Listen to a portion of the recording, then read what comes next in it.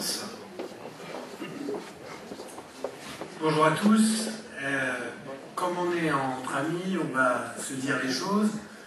J'imagine qu'un certain nombre d'entre vous se demandent, même si François, tu m'as présenté qui je suis, et qu'un certain nombre d'entre vous se demandent aussi ce que je fais là. Mais je vais vous dire une chose, moi je connais la réponse aux deux questions.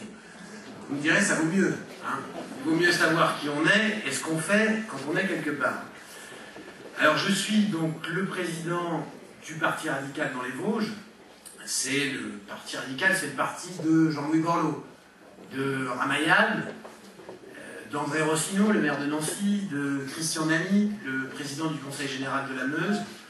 C'est le parti, vous voyez, des gens modérés, mais qui savent où est leur main droite et où est leur main gauche, et qui préfèrent se servir de leur main droite. Hein, c'est pas le parti de François Bayrou. Voilà, vous m'aurez compris.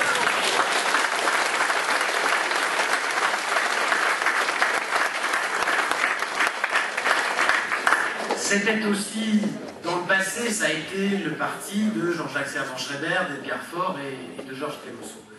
C'était dans les Vosges, avant moi, le parti que Véronique Mathieu présidait, et puis elle est restée à l'UMP, mais elle est restée proche de nous, et effectivement, elle assure une proximité entre nos deux familles. Et puis ce que je fais ici, je vais vous dire, c'est assez simple. Je suis venu vous dire pourquoi il faut voter, ça vous le savez, François Valson, mais pourquoi il faut surtout vous démener pour qu'il emporte la victoire dans cette circonscription. Je vais vous le dire avec mes mots à moi et avec mes sentiments à moi. Je suis sûr de ne pas être d'accord surtout avec François Valson. Je suis même sûr d'avoir quelques peut-être divergences avec lui sur les questions de société. Mais je suis d'accord avec lui sur l'essentiel. Et encore une fois, je crois que dans la période dans laquelle nous sommes, il ne faut pas se tromper d'adversaire. Quand la crise est à nos portes, quand la France a des décisions urgentes à prendre, alors que, je ne sais pas si vous le savez, mais la passation de pouvoir entre les deux présidents de la République a été retardée parce que François Hollande le voulait, peut-être parce qu'il avait peur de prendre le pouvoir trop vite, peur de prendre des décisions trop vite. Alors qu'on a besoin d'une politique économique sérieuse, je crois qu'il ne faut pas se tromper d'adversaire. Et au fond, qu'est-ce qu'on attend d'un député? Ou plutôt, qu'est-ce qu'on n'attend pas d'un député? C'est quoi un mauvais député?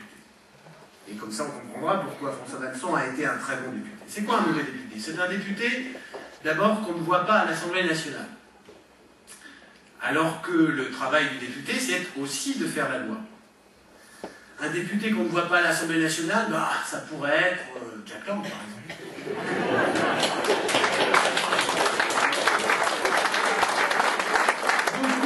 Beaucoup de ses collègues, s'ils ne le voyaient pas à la télévision, puis s'ils n'avaient pas de mémoire, auraient même oublié qui c'est.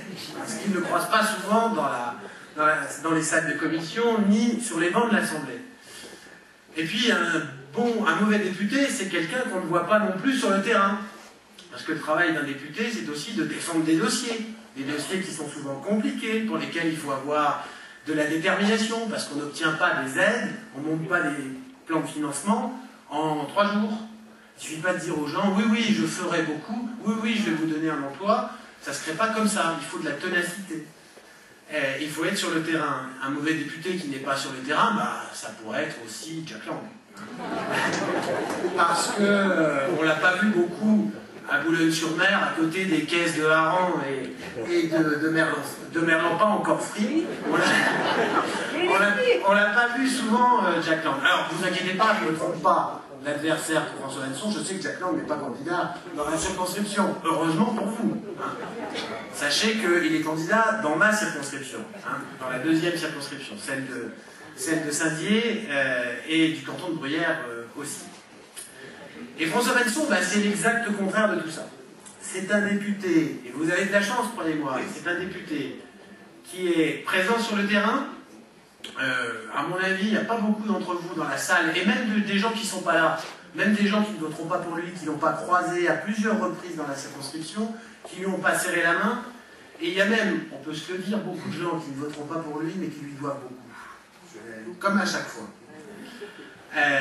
Et c'est aussi un député qui est très présent au niveau national, il faut que vous le sachiez, à l'Assemblée nationale, qui fait du travail sérieux, et qui est apprécié de beaucoup de ministres. Il ne vous le dira pas parce qu'il est modeste, mais sachez-le, ça se sait.